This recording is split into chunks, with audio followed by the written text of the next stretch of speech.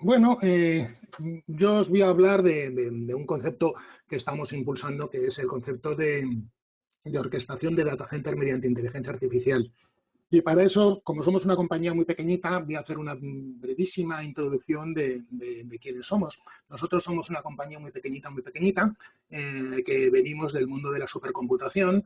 Somos expertos en infraestructuras de supercomputación, es decir, en infraestructuras grandes, pesadas, muy densas, con un enorme consumo energético, porque los superordenadores no son otra cosa que un montón de procesadores trabajando al 100% casi todo el rato. Y los procesadores son lo que consume energía dentro de un servidor. Por eso llevamos muchos años luchando, batallando con el problema de, primero, hacer que las infraestructuras funcionen, porque no es sencillo, cuando uno junta 40 kilovatios dentro de un rack, no es sencillo hacer que eso funcione, pero además hacerlo funcionar eficientemente. Entonces, vamos a ver un poquito de evolución de las infraestructuras. Y como esto es un evento sobre supercomputación, vamos a hablar de infraestructuras de supercomputación. Como todos sabéis, existe una lista, que es la lista Top 500, que es la lista de los 500 superordenadores más rápidos del mundo. Y estáis viendo quién ocupa ahora mismo el primer puesto de la lista y quién ocupaba el primer puesto de la lista en 1996, es decir, hace un cuarto de siglo. El primer ordenador de la lista en 1996 era una máquina que tenía 1024 cores de proceso, daba 307 gigaflops de potencia. Me ha costado mucho encontrar datos de su consumo energético, pero hay que tener en cuenta que eso, que tenía 1024 procesadores de 150 megahercios, entonces esto tiene un consumo inferior a 25 kilovatios. El que, el que ocupa ahora mismo el puesto 1 en la lista Top 500 es el Fugaku, que es una bestia que tiene 7.630.848 cores, con un total de 156.000 procesadores físicos y da la barbaridad de 442 petaflops.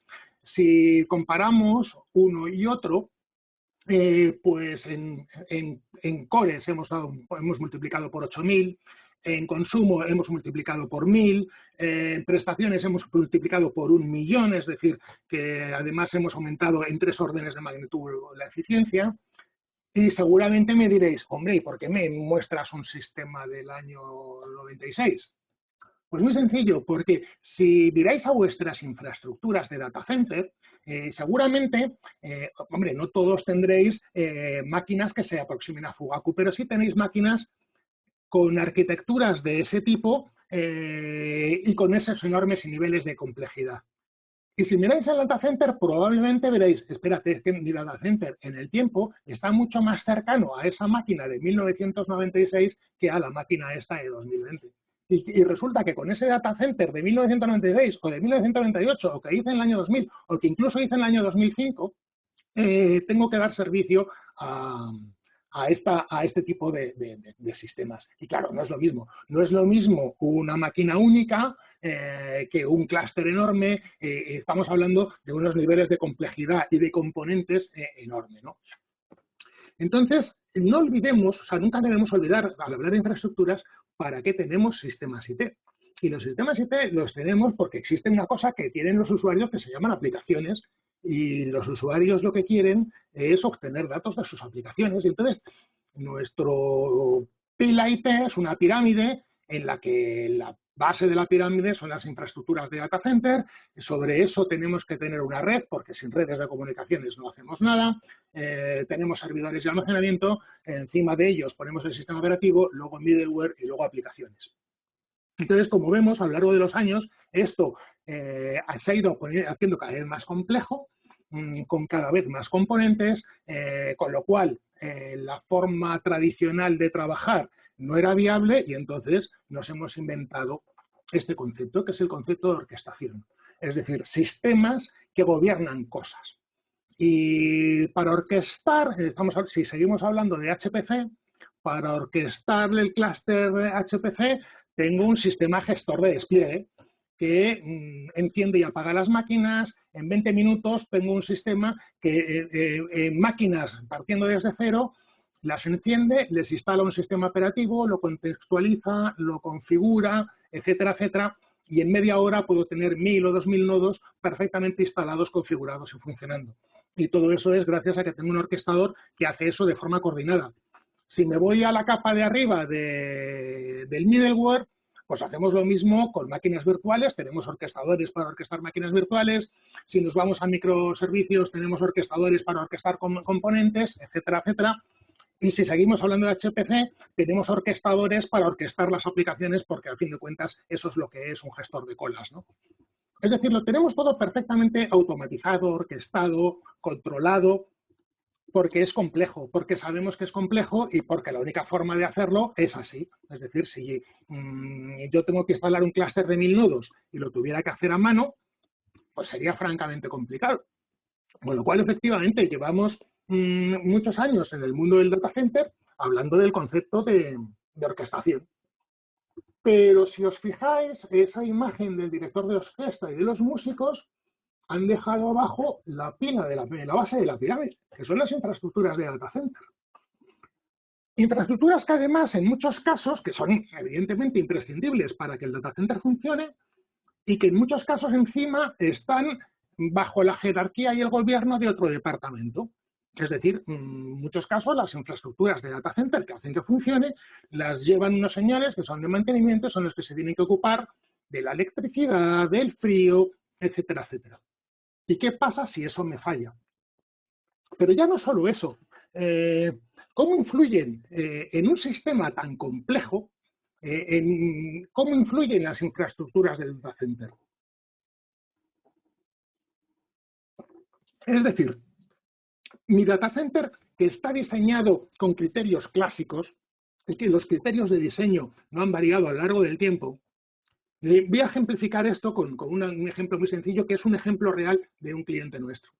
Una sala que tiene 5 filas de racks, que tiene 10 cracks perimetrales, esto es una instalación clásica, tiene 10 cracks perimetrales impulsando aire debajo del falso suelo, y tiene 2 enfriadoras de agua, son cracks de intercambio agua-aire, y tiene 2 enfriadoras de agua de 300 kilovatios cada una en el exterior.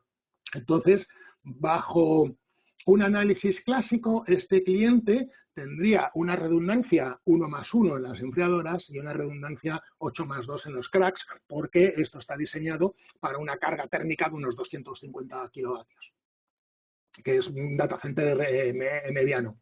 Y ellos tienen una carga sobre los 200 kilovatios, con lo cual, bueno, pues con sus enfriadoras que dan su potencia nominal son 300 kilovatios y sus 10 cracks perimetrales, que su potencia nominal son 30 kilovatios, y dicen, bueno, pues en un esquema clásico, como me especificó el ingeniero que me diseñó las infraestructuras, tengo una redundancia 1+1 en las enfriadoras y una redundancia 8+2 en los cracks. Pero ¿estamos seguros que esto es así? Vamos a... ¿Qué pasa si lo que me fallan son estos 2 cracks? ¿Y qué pasa si resulta que por cómo ha ido evolucionando mi data center a lo largo del tiempo, la fila trasera se ha quedado vacía porque todos los servidores que había allí los he consolidado en 3 blades, que los tengo en los 2 primeros armarios, que concentran 20-25 kilovatios cada uno? Pues seguramente, si hago mediciones en tiempo real, si me fallan estos 2 cracks, esto no funcione y me vaya muy fuera de especificaciones. Con lo cual, eso que yo tenía escrito a machamartillo de mis redundancias nominales, de mi potencia nominal en el data center son 200 o X kilovatios, con lo cual tengo una redundancia en la generación de frío de tanto y tengo una redundancia en el intercambio de calor en la sala de tanto, pues ya no es así, esto es dinámico. Esto es dinámico y tan es dinámico que esto varía en el tiempo. Si esto es la gráfica de potencias, imaginemos que en el eje de las X tenemos el tiempo a lo largo de 24 horas. Resulta que esta es mi carga térmica porque la demanda, esto es un data center de propósito general que hace cosas de inteligencia artificial, pero es un data center de propósito general.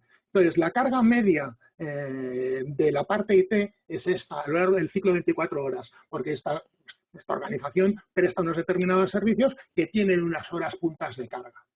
Entonces, si nos vamos a la generación de frío, esta gente dirá, bueno, a ver, aparte de que tengo redundancia 1+1 en las chillers, mis chillers tienen una capacidad de generación de frío de 300 kilovatios, con lo cual estoy tranquilo.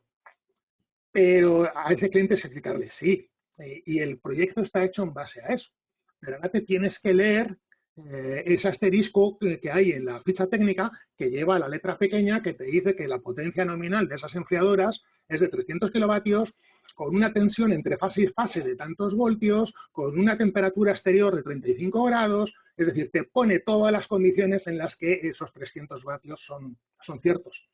Porque esos 300 vatios, esa capacidad máxima de generación de frío, varía a lo largo del tiempo. Y varía a lo largo del tiempo en función de cuál sea la temperatura exterior, cuál sea la tensión entre fase y fase.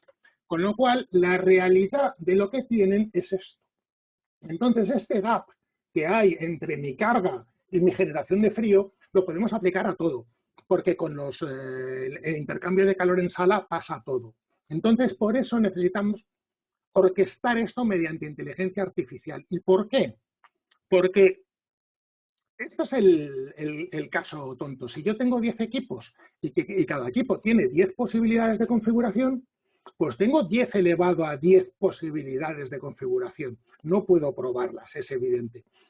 Aquí en esa transparencia salen 10 equipos. En el ejemplo anterior, simplemente para frío, teníamos 10 cracks y 2 enfriadoras. Ya son 12 equipos. Podemos poner muchos equipos intermedios, bombas de circulación, configuraciones, y 10 opciones de configuración por cada equipo salen enseguida en cuanto pongamos unas cuantas temperaturas de consigna, modos de trabajo, velocidades de ventilador, etcétera, etcétera. Es decir, es necesario orquestar todo esto mediante inteligencia artificial, pero esto significa abordar un problema muy complejo en el que tenemos riesgo reputacional, el riesgo reputacional del impacto medioambiental de nuestro data center y el riesgo reputacional de tener caídas en el data center, las regulaciones de todo tipo, desde regulaciones medioambientales que van a aparecer a los riesgos, a las regulaciones de ciberseguridad, el coste de la energía, reducir la huella de carbono, la propia transformación digital del data center, la presión de reducción de costes, mejorar la disponibilidad. Con esto, nosotros empezamos trabajando en esto para reducir el impacto medioambiental del data center. Pero lo que nos hemos dado cuenta es que al orquestar esto, lo que hemos conseguido es hacer un cálculo preciso de riesgos de cada componente que hay en el data center y mejorar la disponibilidad.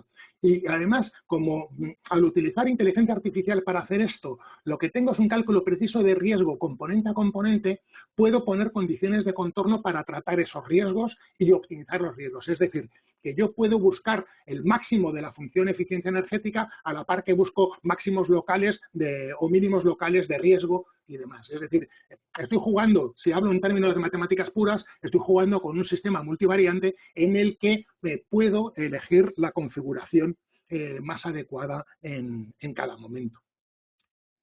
Y de eso se trata. Y, por supuesto, tengo que tener la posibilidad de adaptarme al cambio. Y evidentemente, no se trata, antes he hablado de orquestadores y en un centro de supercomputación habrá un orquestador de despliegue para desplegar e instanciar sistemas operativos. En la parte de cloud tendrá un orquestador de máquinas virtuales, luego habrá un orquestador de microservicios y contenedores, habrá un orquestador de aplicaciones. El orquestador del data center no puede ser independiente a todo eso. Es decir, no es que estemos proponiendo un orquestador para las infraestructuras de data center. Evidentemente, estamos proponiendo un orquestador de las infraestructuras de data center, pero ese orquestador de infraestructuras de data center tiene que hablar con los otros orquestadores, porque tiene que ser capaz de hacer cosas como desplazar cargas de un armario a otro, es decir, tomar las medidas que se adapten a nuestras necesidades de mejora de la eficiencia, de mejora de disminución del riesgo, mejora de la disponibilidad, etcétera, etcétera. En este caso es especialmente crítico la mejora de la disponibilidad. Lo fundamental de un data center es que el servicio funcione y mediante haciendo esto no solo minimizaremos el impacto energético, sino que sobre todo mejoraremos muchísimo la disponibilidad y seremos capaces de anticiparnos a problemas.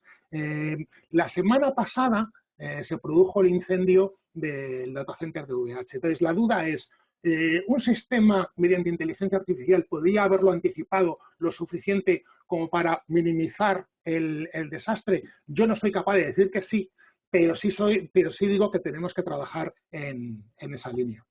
Entonces, para finalizar, me voy a quedar aquí, es orquestar las infraestructuras de data center mediante inteligencia artificial para mejorar la sostenibilidad, que es fundamental, para mejorar los costes del data center, que es fundamental, y para minimizar los riesgos y mejorar la disponibilidad del data center. Creo que me